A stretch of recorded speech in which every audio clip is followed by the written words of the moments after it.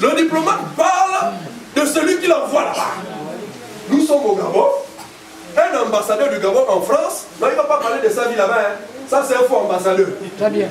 Non, s'il commence à aller parler de sa vie là-bas, vous savez, moi je suis marié, j'ai mes femmes, j'ai deux voitures, j'ai fait des longues études. Non, c'est un faux. C'est un faux. Tout de suite là, on va le renvoyer. C'est un faux. Parce qu'il ne fait pas la mission pour laquelle on l'a envoyé. Donc, l'apôtre dit, nous sommes des ambassadeurs ici sur la terre. Les ambassadeurs, donc nous venons parler, n'est-ce pas, de la part de Dieu. Amen. On ne parle pas autre chose. Un ambassadeur parle des choses de celui qui l'a envoyé. Il ne raconte pas les bêtises. Parce qu'il sait qu'il a des comptes à rendre. Amen.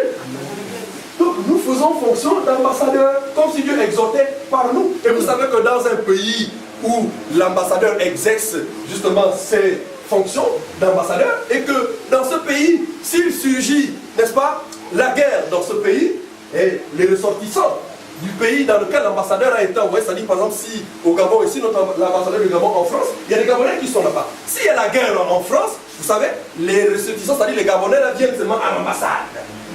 Eux, on les évacue immédiatement dans leur pays d'origine. C'est comme ça comment ça se passe. Parce que dans l'ambassade, la guerre là ne peut pas venir vous toucher. Parce que si vous touchez, ils déclarent la guerre à votre pays. C'est comme ça. Donc l'église ici, c'est l'ambassade de Dieu sur la terre. Pour faire quoi? Pour pouvoir attirer, parce que vous savez que Dieu a promis que ce monde et cette terre seront détruites. Seront détruites. Donc il faut que tous les enfants de Dieu, les ressortissants du ciel, puissent rentrer dans l'ambassade qui est l'église. Amen. Pourquoi? Parce qu'il y a l'enlèvement. Ils vont partir dans leur pays d'origine. Vous savez bien que notre pays d'origine, ce n'est pas la terre. Vous le savez. Notre pays d'origine, ce n'est pas ici. Notre domicile réel, ce n'est pas ici. Voilà. Et Dieu a promis que cette terre-là sera détruite. Mais il faut que les ambassadeurs jouent le rôle, afin que les ressortissants, n'est-ce pas, du royaume des cieux puissent venir, n'est-ce pas, dans l'ambassade pour préparer leur évacuation. Amen. Alléluia. C'est ça le rôle des ambassadeurs. Un ambassadeur qui vient raconter, c'est faux.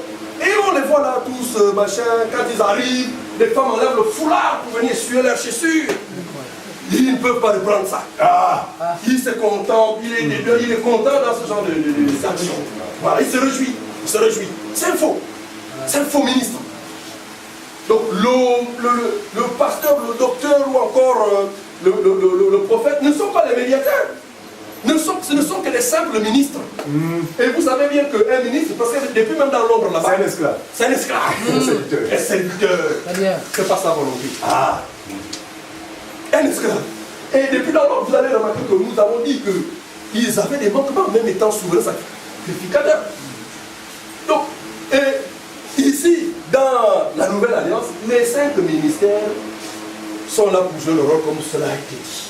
Mais vous allez remarquer qu'il n'y a que Dieu lui-même, c'est-à-dire la parole de Dieu, qui a le pouvoir de corriger l'homme de Dieu. Oui, tu es pasteur, la parole de Dieu peut te corriger. C'est bien. Alléluia. Tu es prophète, la parole de Dieu peut te corriger. Non, oui, tu es pasteur, mais la parole de Dieu te corrige. Voilà. Pour tout le monde. Corrige tout le monde. 1 Samuel chapitre 17.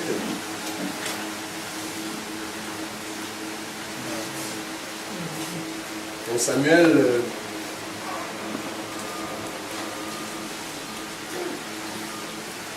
Prenons 1 Samuel 16 avant de prendre 1 Samuel 17. Bon, on ne va même pas le lire à cause du temps. 1 Samuel 16. C'est le prophète Samuel. C'est le prophète Samuel qui cherche à oindre un roi. en Israël. Vous savez que Saül avait été rejeté. Donc il fallait au moins un nouveau roi à la place de Saül. Mais il est parti, le prophète Samuel est parti dans la maison d'Isaïe. C'est dans 1 Samuel 16. Vous pouvez lire tout le chapitre chez vous. Nous pourrons simplement prendre le temps. Voilà. Donc, il est parti dans la maison d'un homme au nom d'Isaïe. Voilà. Isaïe avait, je crois, 8 enfants. Très bien. C'est comme ça que moi, le prophète Samuel, étant grand prophète, respecté en Israël, rentre dans la maison d'Isaïe. Il dit, non, je suis venu pour choisir, consacrer un de tes enfants roi, selon les recommandations de Dieu. Et pour Isaïe, la première personne qu'il a présentée, il présente Eliab, donc son premier-né. Eliab, grand de taille, robuste, intelligent. Il dit, c'est sûr que c'est lui-là que Dieu a choisi. Isaïe présente Eliab. Mais lorsque le prophète Samuel regarde aussi, non, en principe, c'est le prophète Samuel qui a regardé. Ouais, le prophète Samuel a regardé Eliab. À cause de sa taille, justement, et parce qu'il était costaud. Donc, en lui-même, donc le prophète Samuel s'est dit, certainement, c'est celui-là le coin de Dieu. Pensée humaine. Pensée humaine. Mais Dieu reprend le prophète sur place. Dieu lui dit, attention, ne prends pas garde à son apparence ni à la longueur de sa taille, car je l'ai rejeté. Le prophète Samuel, grand prophète respecté en Israël. Il voit Eliab parce qu'effectivement Eliab était beau gosse et tout, grand de taille, costaud, robuste, intelligent. Il dit, c'est sûr que c'est lui l'homme de Dieu. Mais Dieu dit, non, attention, il ne faut pas regarder la taille. Ne regarde pas son corps. Parce que lui là, moi Dieu, je l'ai rejeté. C'est pas lui. Vous voyez? Mais or, le dévolu de Dieu était sur qui? Sur David. David qui n'était même pas là. Il était où? Il était dans les champs, abandonné même. Vous voyez?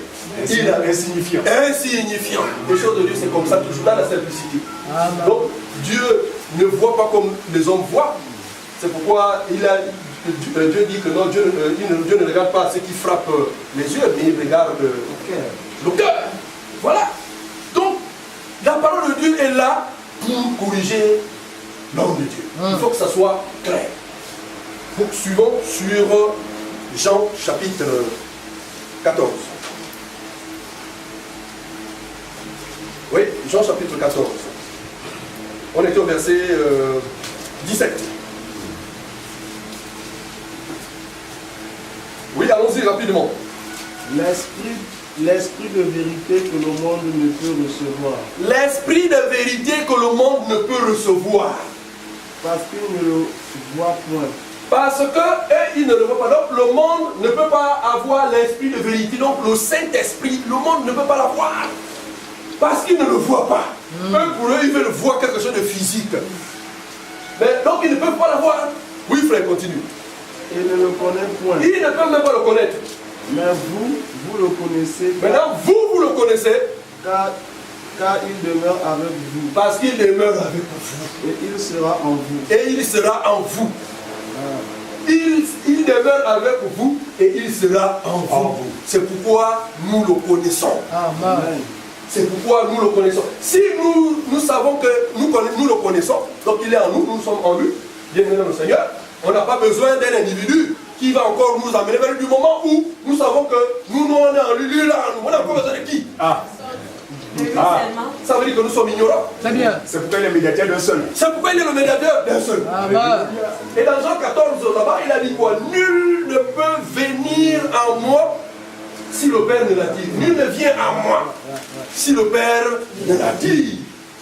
Et là encore, il faut que nous interpellons nos amis témoins de Jéhovah.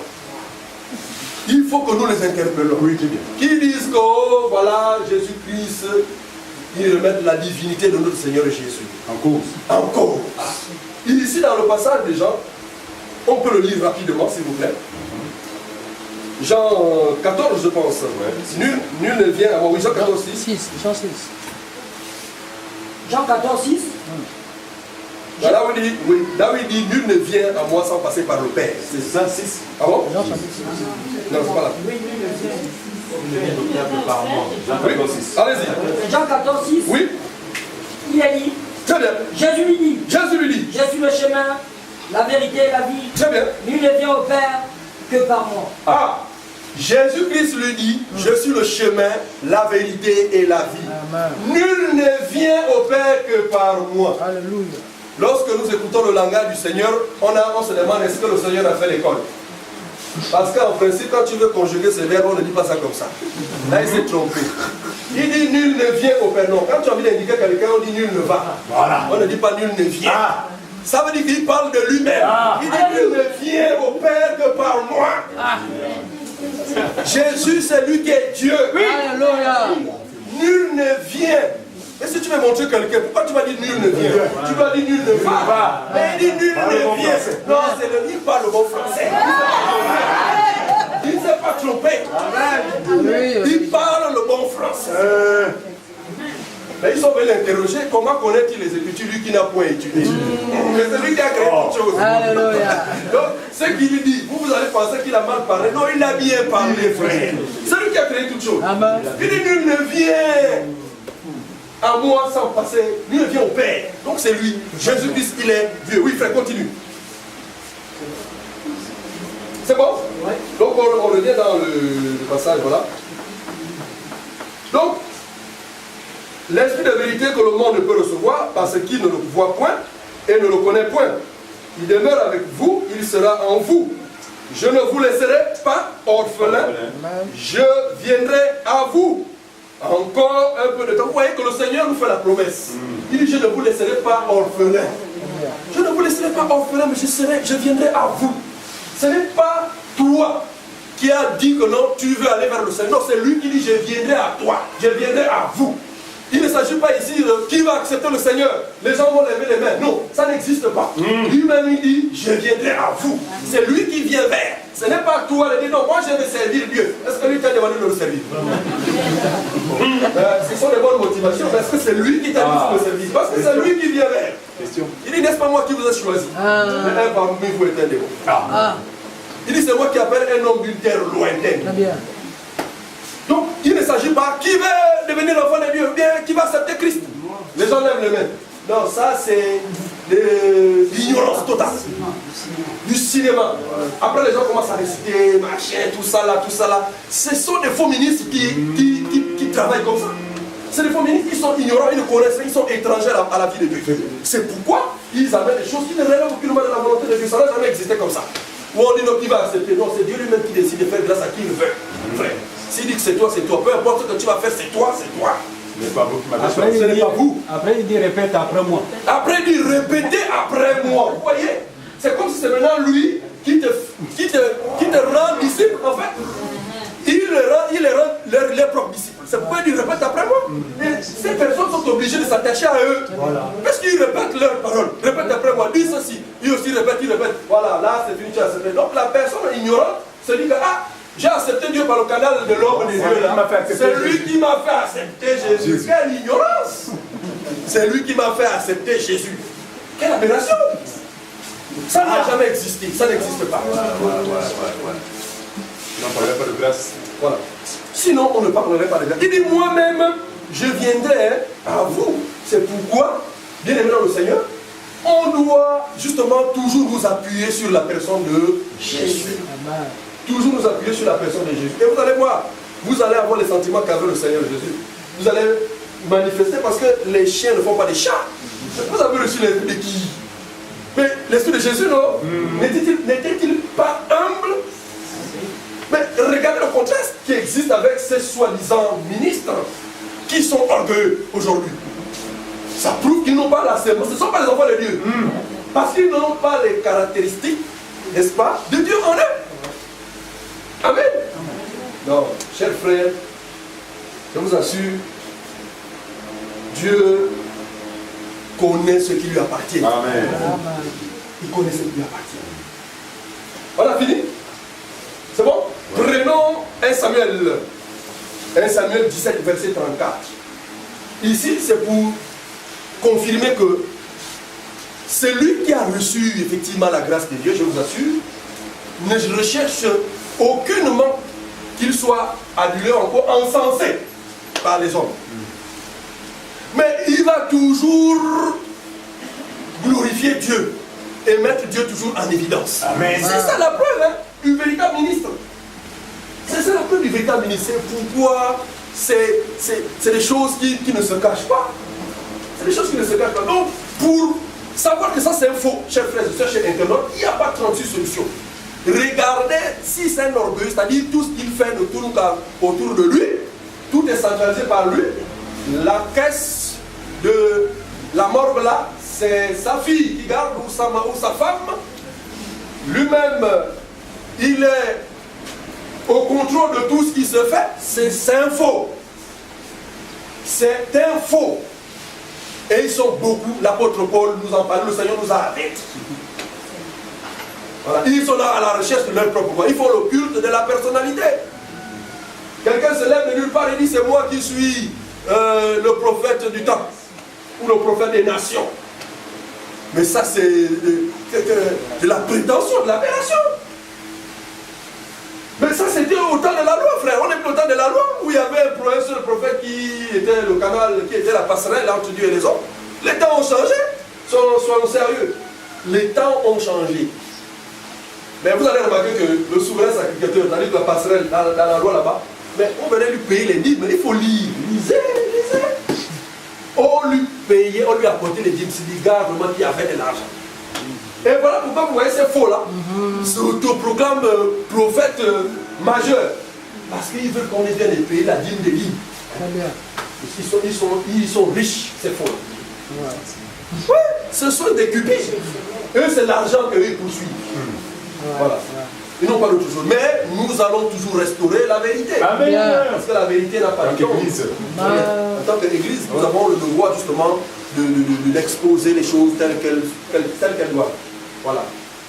Oui, on a pris quoi? 1 Samuel. 1 Samuel 17, verset 44. Ouais, allons-y. Verset 34. 1 Samuel, chapitre 17, verset 34. Oui. David dit à Saoul, ton serviteur faisait paître les brebis de son père. Très bien, continue mon frère. Et quand un lion ou un ours venait l'enlever une du troupeau, à son verset 35, je courais auprès de lui, je le frappais et j'arrachais la brebis de sa gueule. Alléluia. Regardez David. Le jeune David, il dit, il est face à Goliath. Goliath, c'est le Philistin qui terrorise tout Israël. Il les terrorise. Ils sont dépassés par ce géant. Ils ont tout fait, mais ils n'ont pas pu trouver solution. C'est comme ça que David, qui était dans les champs pendant que Samuel venait pour être un des enfants, on a dit lui il est dans les champs, il est vu qu'il est dans les champs, c'est un berger. La Bible dit que lui il vient, il dit au roi Saül que moi que tu vois là, quand je gardais les champs dans les champs de mon père là-bas en brousse, un lion est quitté, est venu prendre une brebis. Il dit j'ai couru, j'ai attrapé le rocher. Frère, lis l'écriture. Je courais après lui, je le frappais et j'arrachais. C'est pas un exploit ça. Est-ce qu'un homme naturellement, un lion. Un lion, quand tu vas vers le lion, tu arraches la brebis de sa gueule. Mais ça c'est un exploit. Mais le gars là, il a gardé ça en lui. Il n'a jamais parlé à personne. Il n'a jamais dit ça à personne. Il vient révéler ça le grand jour parce que Goliath est en train de terroriser tout le monde. Et pour expliquer au roi que lui, il peut tuer Goliath, il lui raconte maintenant son expérience. Or, ça faisait longtemps que lui avait vécu ça. Mais il n'a jamais dit ça à quelqu'un. Mais si c'est toi et moi, aujourd'hui, on va amener le lion, on va les toutes les caméras du monde. Regardez. Toutes les caméras du monde. On va te filmer. On dit non, voici un homme fort. Il a pu vaincre un lion. Mais voici la preuve du vrai ministre. Amen. Frère, lis l'écriture. Qu'est-ce qu'il dit? Je courais après lui, je le frappais et j'arrachais la brebis de sa gueule. Très bien. S'il se dressait contre moi, je le saisissais par la gorge, je le frappais et je le tuais. Frère, continue. C'est ainsi que ton serviteur a terrassé le lion et l'ours. C'est ainsi que ton serviteur a terrassé le lion et l'ours. Oui. Et il en sera du Philistin, de cette incirconcise, comme de l'air de car il a insulté l'armée du Dieu vivant. Oui, frère, continue. David dit encore, l'Éternel qui m'a délivré de la gifle du lion. Arrêtons-nous là. de la griffe du lion. David dit encore, l'Éternel qui m'a délivré. Donc vous voyez que pour David, il savait que le fait qu'il tue le lion, ce n'est pas lui. Il remet la gloire à Dieu. Il dit l'Éternel qui m'a délivré. Donc pour lui, il est conscient. Tu sais que non, ce qui est en train de se passer. Non, c'est ça le véritable ministre. Le véritable ministre, c'est que peu importe que les miracles, les prodiges que Dieu va accomplir par rapport à ses mains, la gloire c'est à Jésus, c'est pas à lui. C'est pas lui qui va s'extirper de toute gloire. Mais il va remettre la gloire à Jésus, à Dieu seul. Amen. Et ici David il dit non, l'Éternel qui m'a délivré de la patte. La griffe du lion. David dit encore, l'Éternel qui m'a délivré de la griffe du lion. Oui. Et de la patte de l'ours. Et de la patte de l'ours. Me délivrera aussi de la main de ce Philistin. Me délivrera aussi de la main de ce Philistin. Voici l'assurance de David. Pourquoi? Parce que Dieu l'avait déjà montré sa main une fois dans sa vie par rapport à son expérience. C'est pourquoi toi aussi, aujourd'hui, face à tes difficultés, tu sais là où tu étais, tu sais ce que tu vivais, tu sais les problèmes dans lesquels tu étais confronté. Et aujourd'hui, tu sais ce que tu es devenu par la grâce de Dieu. Sois-en sûr que peu importe, n'est-ce pas, les épreuves qui vont se présenter, le même Dieu qui t'a fait grâce, il te fera encore grâce, te fera encore grâce, te fera encore grâce, et il sera toujours avec toi. Ne crois pas qu'il t'a abandonné. Voici l'assurance de la vie. Il dit, le Dieu qui m'a délivré de ce ours et de ce lion, va aussi me délivrer de ce Philistin. Amen. Il a remis la gloire à Dieu. C'est ça. Le vrai disciple, le vrai ministre remet la gloire à Dieu. Juge chapitre 14.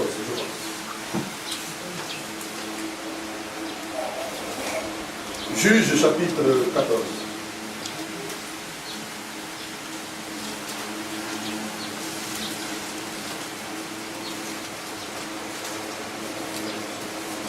À partir du verset 6. Bon, prenons à partir du verset 5 jusqu'à 6. Juge 14, à son verset 5. Jusqu'à 6. Samson descendit avec son père et sa mère à Tima. Oui. Lorsqu'ils arrivèrent aux vignes de Tima, voici un jeune lion rugissant vint à sa rencontre. Samson descend à Timna. Voici un jeune lion vient à la rencontre de Samson. Oui. L'esprit de l'Éternel saisit Samson. L'esprit de l'Éternel saisit Samson. Et sans avoir rien à la main, Samson déchira le lion comme on déchire. Samson n'avait pas la machette. Il n'avait aucune épée. Il n'avait rien. Mais il a fait quoi? Comme on déchire un chevreau. Oui. Il ne dit point à son père et à sa mère. Vous voyez, non? Ce qu'il avait fait. Vous voyez? C'est ça. C'est comme ça comment les vrais ministres se comportent. Alléluia. C'est pour vous montrer le contraste qui existe entre le faux ministre et le vrai ministre. Le vrai ministre est celui-là qui s'extirpe de tout. En fait, pour lui, ce qui se fait, c'est Dieu qui est au contrôle, c'est Dieu qui fait tout. Il remet la gloire à Jésus. Dieu t'a donné un don parce que la Bible dit que Dieu a fait les dons à l'église. Chacun de nous a reçu un don par la grâce de Dieu. Mais que chacun de nous mette son don justement pour l'édification du corps de Christ. Mais il y en a peut-être, le fait peut-être qu'il a reçu le don de guérison, parce que c'est un don, don de guérison. Voilà, l'église l'a reçu. Voilà. Et tu vas prier peut-être pour un frère et tout. Il y a satisfaction. Si tu n'es pas guéri, les épaules vont commencer à monter, pour exemple, c'est toi qui as ça. Et commencer à exiger des offrandes. Non, Dieu ne sait pas de ses dons. Vous savez que le diable a des dons, non? Oui. Vous pensez qu'il a eu ça comment? Voilà. C'est Dieu qui lui a donné. Parce que nous avons dit que le miracle et les prodiges n'ont pas la panacée de Dieu seul. Car le diable aussi en fait. Voilà. Et si le diable fait tout ce qu'il fait aujourd'hui, c'est avec les dons que Dieu lui a donnés. Bien sûr. Ok? Mais pour l'église du Seigneur, c'est pourquoi le ministre établi par le Seigneur, la première des choses qu'il a, c'est d'annoncer la bonne nouvelle. Amen. Pourquoi? Parce que lorsque la personne reçoit les dons, ces dons-là doivent être cadrés, encadrés par les vrais ministres. Car c'est juste. L'enseignement. Parce que si tu n'es pas enseigné, les dons ne vont pas être utilisés à bon escient. Tu peux même avoir des dons, Mais ça ne va pas servir à l'église. Parce que les dons que Dieu a donnés à l'église, c'est pour les uns et les autres. Que chacun de vous mette au service des autres ce qu'il a reçu pour l'édification du corps de Christ. Donc chacun de nous a reçu. Si chacun de nous a reçu, ça veut dire quoi?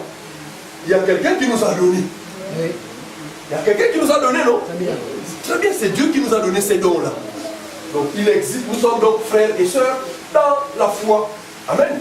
On doit s'exhorter, on doit, n'est-ce pas, se soutenir, enfin, les uns et les autres, prier les uns pour les autres. Moi j'ai besoin que vous priez pour moi. Vous aussi, vous avez ça. Vice versa.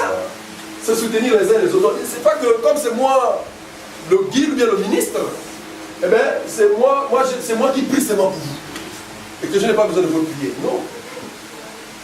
C'est les uns et les autres. C'est comme ça comment l'église du Seigneur avance. Amen. Amen. Donc, la passerelle, ou encore le médiateur, c'est la personne de Jésus, le Seigneur de gloire. C'est lui qui est le médiateur entre Dieu et les hommes. Il n'y a pas d'autre médiateur. Il n'y a pas d'autre. Et nous pouvons le confirmer dans la Bible. Prenons un Timothée. Un Timothée, je pense, chapitre 5. 2, 5. 2 Timothée 2,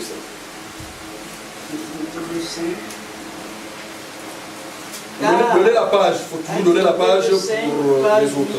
1206. 1206, car il y a un seul Dieu et aussi un seul médiateur entre Dieu et les hommes. Amen. Jésus-Christ homme. Donnez la référence, les autres n'ont pas bien compris la référence. 1 Timothée 2 à son verset 5. 1 Timothée chapitre 2 au verset 5. Reprends l'écriture, frère. Car il y a un seul Dieu Oui. et aussi un seul médiateur entre Dieu et les hommes, Jésus-Christ homme. Amen. Amen. Il y a un seul Dieu et aussi un seul médiateur entre Dieu et les hommes, Jésus-Christ homme. Il n'y a pas quelqu'un qui va dire c'est moi. C'est un faux. C'est Jésus, le seul médiateur. C'est pourquoi dans Hébreu, je pense, chapitre 1, autrefois, à plusieurs manières, à plusieurs reprises, de plusieurs manières, Dieu nous a parlé par les prophètes. Dieu nous a parlé par les prophètes. Donc la passerelle autrefois entre Dieu et les hommes, c'était les prophètes. Les prophètes. Le pont, c'était les prophètes. Au pluriel. C'était autrefois. La Bible dit qu'aujourd'hui, c'est là aujourd'hui. Aujourd'hui, il nous a parlé par le Fils. Donc, le Fils est Jésus. Amen. Amen. Donc, pour comprendre Dieu, pour avoir la pensée de Dieu, c'est la personne de Jésus. La personne de Jésus, c'est son évangile, l'évangile de la grâce. L'évangile de la bonne nouvelle. C'est par là où on peut consulter Dieu, où on peut avoir la pensée de Dieu. Parce que c'est Jésus-Christ qui est le seul médiateur entre Dieu et les hommes. Et pas un mortel. Pas un mortel, quelqu'un qui accuse des gros manquements. Qui va dire que celui qui est la centrale.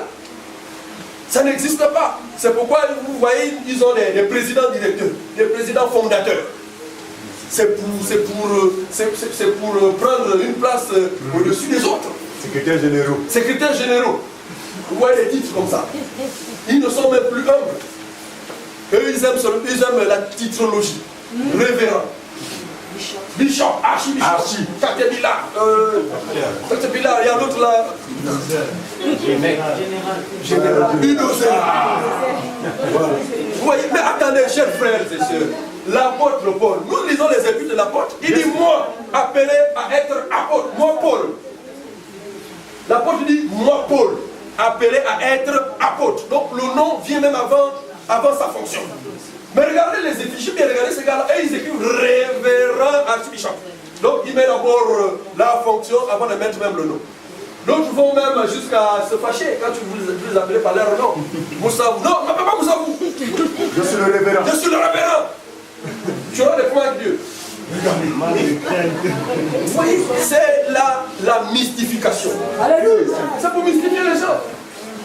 L'apôtre Paul, il a toujours été humble. Il dit moi, Paul, appelé à être apôtre. Appelé. Ah, il est appelé, frère. Donc il n'est pas là pour mystifier les gens dans les titres. ou dans ceci, ou dans cela. Pourquoi? Parce qu'il a reçu l'esprit de Christ, donc l'esprit d'humilité. L'esprit d'humilité, c'est que la seule personne qui est digne de révérence, c'est la personne de Jésus-Christ. Donc aucun homme n'est digne de révérence. Ce sont les mortels, ce sont les gens qui accusent des gros manquements. Comment tu peux te taxer ou bien tu peux t'auto-proclamer être la passerelle entre Dieu et les hommes?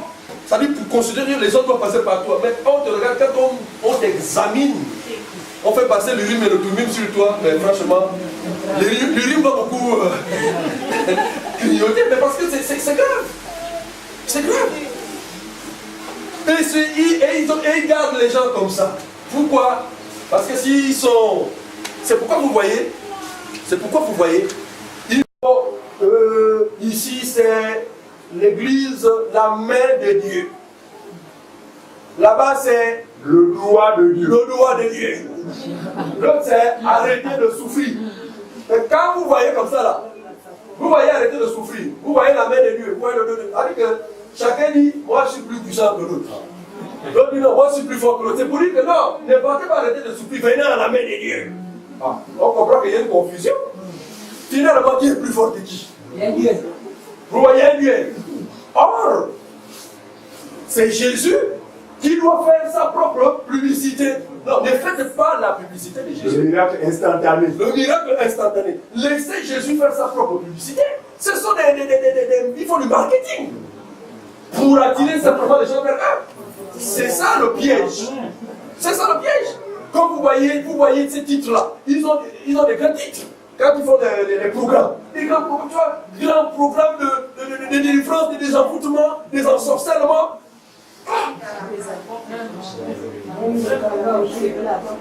La nuit de carnage, de ceci. Tout ça, c'est quoi? C'est simplement une manière de faire le marketing. Dimanche du bon berger. C'est pour vous attirer, c'est pour vous appâter. Afin de mieux vous captiver, afin de diriger vos finances. Oui, c'est ça leur but. Voilà pourquoi c'est la guerre entre eux. Chacun veut montrer que c'est lui qui est. L'autre veut montrer que c'est lui qui est. Alors que nous avons qu'un seul qui est, c'est notre Seigneur. Amen. Il n'y a qu'un seul. Mais eux, ils sont là, ils se font la guerre entre eux. Ils font leur propre publicité.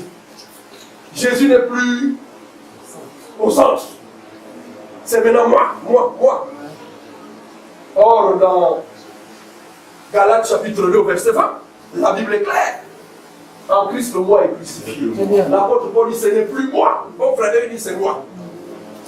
Galates chapitre 2, verset 20. Ce n'est plus moi, frère, mais c'est Christ qui vit. Amen. C'est ça le ministre établi par Dieu. Donc on a pris un Timothée, nous allons prendre Hébreu. Nous allons prendre Hébreu.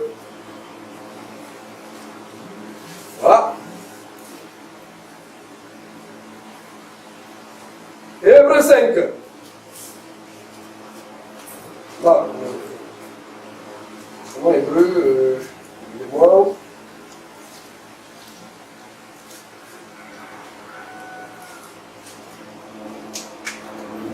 Hébreu 9. Hébreu 9, verset 15.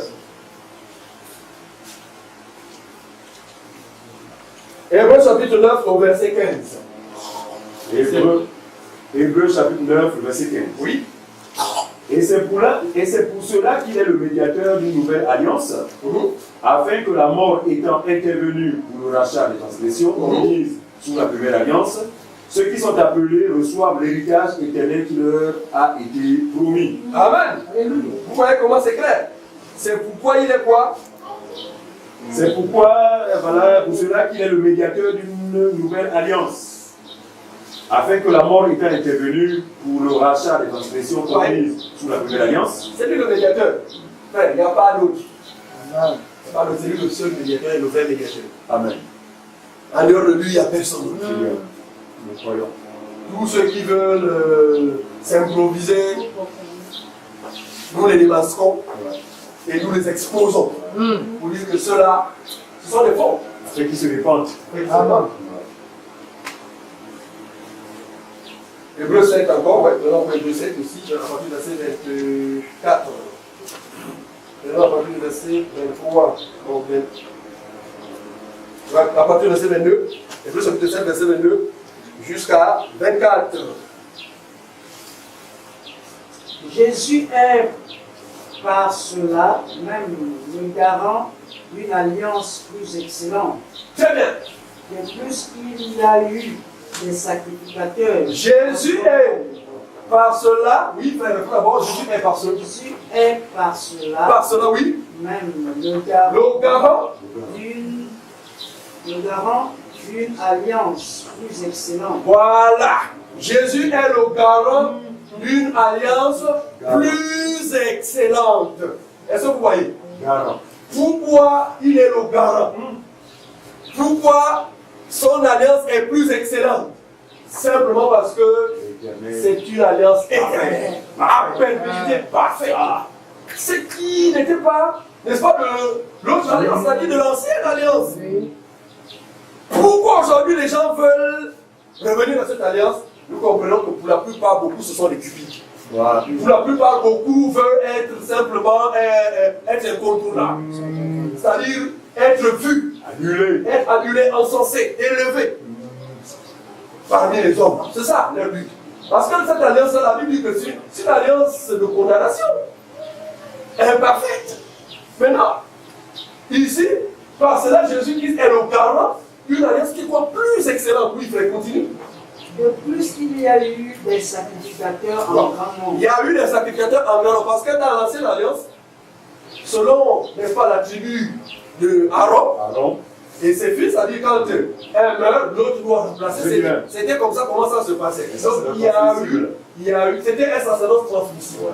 Donc il y a eu des sacrificateurs en grand nombre.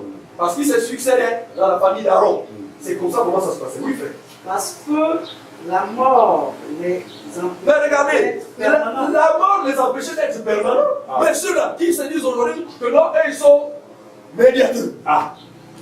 Mais est-ce qu'ils sont... Ils ne sont pas permanents. Ils ne sont pas permanents. Parce que pour la plupart aujourd'hui, nous avons les nouvelles. D'autres, on entend que l'autre, Dieu a pris, tel est parti. Non, ils ne sont pas permanents. Quand ils parlent comme ça, qui va rester maintenant? C'est ça. Bon, qui sera maintenant? Qui va mener la médiation? Va revenir à qui va mener faire? Vous voyez, non? C'est pourquoi, dans cette alliance, les souverains sacrificateurs étaient en grand nombre. Pourquoi? Parce que dès qu'un mourait, l'autre remplaçait. Voilà pourquoi le Seigneur est le garant d'une alliance plus excellente. Parce que son alliance est une alliance éternelle. C'est parfait. On ne peut transmettre. On ne peut pas transmettre cette alliance, oui. Mais lui, parce qu'il demeure éternellement, Alléluia, possède un sacerdoce qui n'est pas transmissible. Lui, parce qu'il demeure éternellement, frère. Donc, son sacerdoce-là n'est pas transmissible. C'est pas transmissible. C'est lui aujourd'hui qui est le médiateur, le souverain, et il est digne. Il est digne parce qu'il est éternellement. Mais ces semblables, ces mortels-là, tu vas sortir de nulle part, tu vas dire non, dans la nation, c'est moi qui suis le médiateur. C'est moi qui suis le prophète. Celui qui ne me suit pas est un enfant, et celui qui ne me suit pas est déjà perdu. Mais toi, tu es un mortel. Tu accuses des manquements. Tu as des défauts. Frère, sur quelle base tu peux assurer cette fonction? Ce n'est pas donné à n'importe qui. Ce sont des imposteurs. Chers frères et sœurs, ce sont des imposteurs, chers internautes, comprenez bien, ce sont des faux prophètes. Voilà. Et le Seigneur nous a avertis. Il y a beaucoup de faux prophètes qui vont arriver, qui feront des choses extraordinaires. Ce sont ces faux-là qui sortent de nulle part, qui disent c'est moi le prophète, donc c'est moi le prophète du Gabon, c'est moi le prophète du Congo. Et en plus, ils sont même, en même temps, ils sont nombreux. Alors que ce n'était pas comme ça autrefois. Parce que quand Dieu suscitait un prophète ou un souverain sacrificateur, il fallait la mort d'un pour que l'autre prenne le relais. Non, tous n'étaient pas en fonction en même temps. Non, ça ne se passait pas comme ça. Or, là-bas, tu entends, c'est moi le prophète des nations. L'autre là-bas dit non, c'est moi. Il y a encore un imposteur là, dernièrement passé à la radio. Il dit que non, c'est maintenant lui aussi. On est même des personnes qui disent que finalement, vous sortez comme ça là, c'est la prophétie qui s'accomplit. Un grand nombre. Ce sont eux. La recrudescence des prophètes, des faux prophètes là. Ce sont ces gars-là. Donc ils se contredisent. Parce que Dieu, même dans la loi, Dieu n'a jamais travaillé comme ça, avec plusieurs prophètes qui s'élèvent le même en même temps. Non, il fallait qu'un meurt, après Dieu remplace un autre. C'est comme ça. Oh, c'est moi. Finalement, donc, c'est la preuve, chers frères et sœurs, chers internautes, ce sont des faux prophètes, des faux pasteurs. Voilà, donc, on a fini, on était dans Hébreu, on a fini. Non. C'est aussi pour cela qu'il peut sauver parfaitement ceux qui s'approchent de Dieu par lui, étant toujours vivant pour intercéder en leur faveur. Alléluia. C'est pourquoi c'est aussi pour cela qu'il peut sauver parfaitement ceux qui s'approchent de Dieu par lui, étant toujours vivant pour intercéder en leur faveur. Mais la Bible dit c'est aussi pour cela qu'il peut sauver parfaitement ceux qui s'approchent de Dieu. Pourquoi? Parce qu'en fait, lui, son sacerdoce, c'était sacerdoce éternel. Donc il peut sauver. Est-ce qu'un homme peut-il sauver un autre homme? Non. Pas comment? Mais qui est mort à la croix? Jésus. Mais c'est Jésus. C'est pourquoi l'apôtre Paul dit qui est Apollos? Qui est Paul? Non, parce que ce n'est pas l'apôtre Paul qui est parti à la croix, ni Apollos. Donc c'est Dieu. C'est Dieu seul. C'est pourquoi il peut sauver parfaitement, n'est-ce pas, ceux qui s'approchent de Dieu. Oui. Voilà, ceux qui s'approchent de Dieu par lui, étant toujours vivants pour intercéder en leur faveur. Ah non, chers frères et sœurs, je vous assure, nous voyons cette débandade-là dans ces milieux-là, où on parle du comité d'intercession. Donc, un groupuscule de personnes qu'on met en aparté, ils sont là pour faire quoi? L'intercession, selon eux. Donc, ils intercèdent pour les autres. C'est leur travail. Ils sont même privilégiés. Parce qu'on dit que, oh, ceux-là, ils ne dorment pas. Ils sont là, ils intercèdent. C'est le souvent de l'église, selon eux. Ce sont eux qui soutiennent l'église. C'est faux. C'est faux. Mais la Bible est claire. Lorsqu'on parle d'intercession, ce n'est pas attribué à un individu vrai. L'intercession appartient à Dieu seul. C'est Jésus-Christ qui est l'intercesseur, qui est notre intercesseur. Elle continue. Parce qu'elle est continue, ce n'est pas un homme. Il n'y a pas de groupe de. Vous faites ça, ce sont les organisations humaines. Vous faites l'ambiance. L'ambiance, c'est-à-dire que non, pour vous sentir un peu important, utile dans cette chose. Vous voulez vraiment être chaud, zélé. L'apôtre Paul a dit, j'ai de la considération pour mes frères parce qu'ils ont du zèle pour Dieu. Frère, tu peux avoir le zèle, mais c'est pas la connaissance, frère, ton zèle. Alléluia. C'est le zèle à paix. C'est un zèle acide. C'est un zèle acide. C'est un faux zèle. C'est ce qu'on appelle le faux zèle, frère. C'est le faux zèle. Un zèle, donc arrêtons, chers frères. Vraiment, il faut que nous dénonçons ces choses. Le bien le plus grand nombre. Le plus grand nombre. Être zélé, c'est bien d'être zélé pour Dieu, hein. Mais lorsque il n'y a pas la connaissance dans ce zèle-là, il est mieux vraiment qu'on revienne. Donc l'intercession, chers frères et sœurs, ne revient pas à un homme.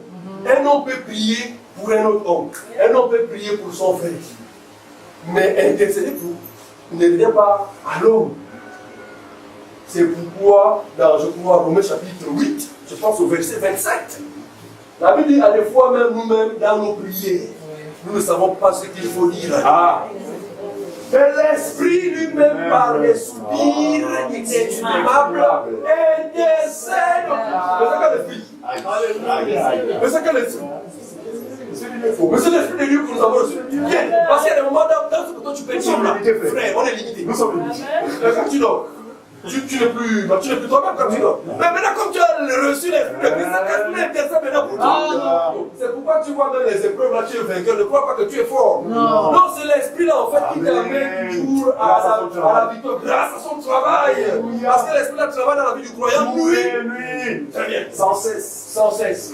Mais personne de ces faux là ne peut être permanent comme ça. Pour dire que non, on va intercéder pour X, on va intercéder pour X. Pour interrogation. Il est vivant pour intercéder en leur faveur. C'est Jésus qui intercède pour nous. Donc, n'attribuons jamais l'intercession à un individu comme cela est le cas dans ces milieux, ce que nous pouvons observer, ce qu'ils font là, ça ne relève nullement de la parole de Dieu. Ils ne connaissent pas Dieu, ils sont étrangers à la vie de Dieu. C'est pourquoi ils racontent ces choses-là, pour dire qu'ils créent des choses dans leur milieu-là. Mais ce n'est pas Dieu, c'est pour eux-mêmes. Parce que vous allez voir que ceux hommes qui s'établissent comme intercesseurs, là, pour la plupart, beaucoup ils ont des privilèges. Voilà, ils ont des privilèges parce qu'on dit non, ce sont eux qui soutiennent soi-disant l'église. Enfin, l'église. Alors le fondement c'est Christ. Le fondement c'est Christ. C'est Christ de Jésus. Et non, et non. Donc voilà. Nous allons prendre encore un passage. Excusez-moi. Je crois que c'est dans Samuel. 2 Samuel. 2 Samuel.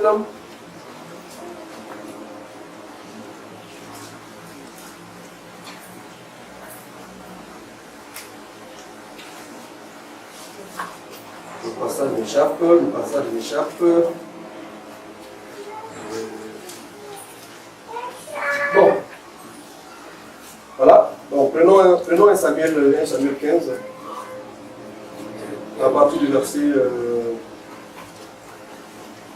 23.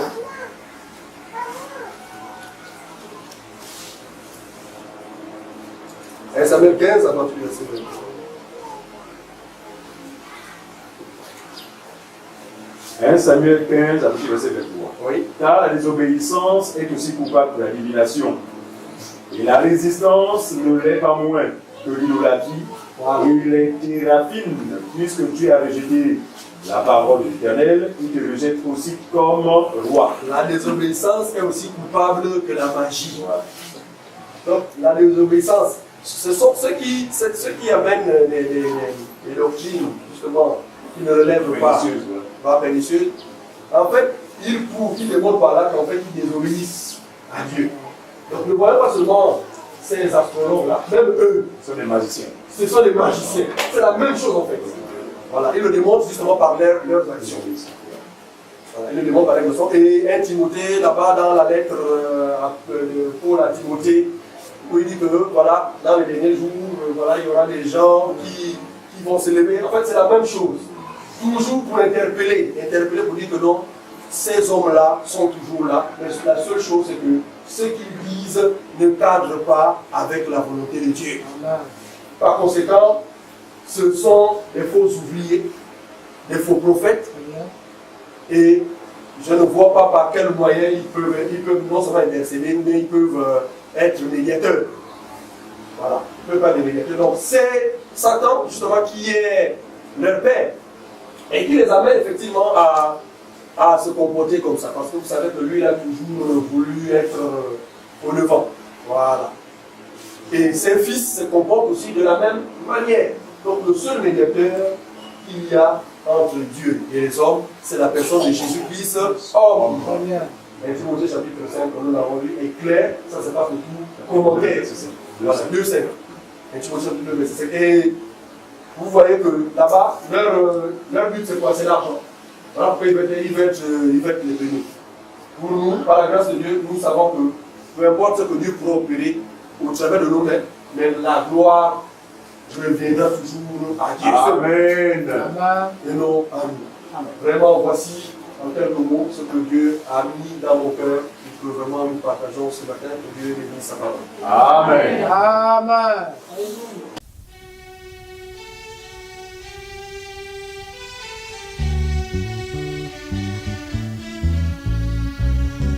Jésus est le roi, pas n'importe quel roi. Jésus est le Seigneur des rois. Jésus-Christ est le roi, pas n'importe quel roi. Jésus est le Seigneur des rois. Je suis l'ami de Jésus-Christ, puis l'ami du Seigneur des rois. Je suis la sœur de Jésus-Christ.